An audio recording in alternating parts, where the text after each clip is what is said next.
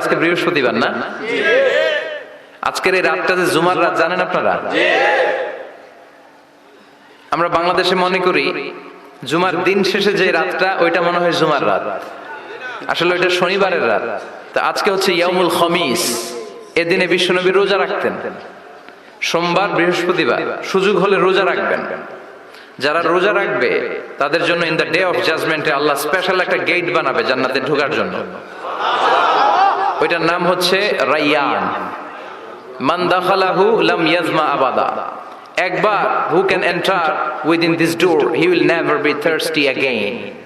একবার যে দরজা দিয়ে জান্নাতে ঢুকতে পারবে আজীবনের জন্য তার গলার তৃষ্ণা মিটে যাবে।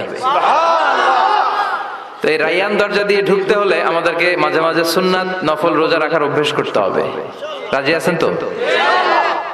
অনেক মুরব্বীরা রাখতে চায়, তো রাখতে চায় কিন্তু নিয়ম জানে না। অনেকে শুধু শুক্রবারে রোজা রাখে, এটা মাকরু।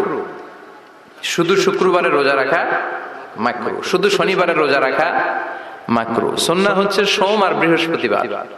বিষ্ণুনবী সোমবার রোজা রাখতেন। সুইলা আন ইয়াউমিল ইসনাইন, নবীকে জিজ্ঞেস করা হলো, নবী সোমবারে রোজা রাখেন কেন? বিষ্ণুনবী বলেন, ফিহি উলিদতু, এদিনে আমি জন্মগ্রহণ করেছিলাম তাই শুকরিয়া স্বরূপ রোজা রাখি।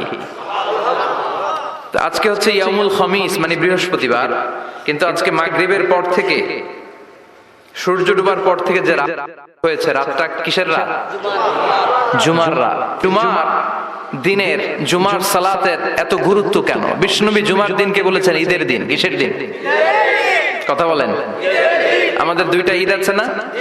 ঈদুল ফিতর, ঈদুল আজহা। এর পাশাপাশি জুমার দিনকেও বিষ্ণু সাল্লাল্লাহু আলাইহি ওয়াসাল্লাম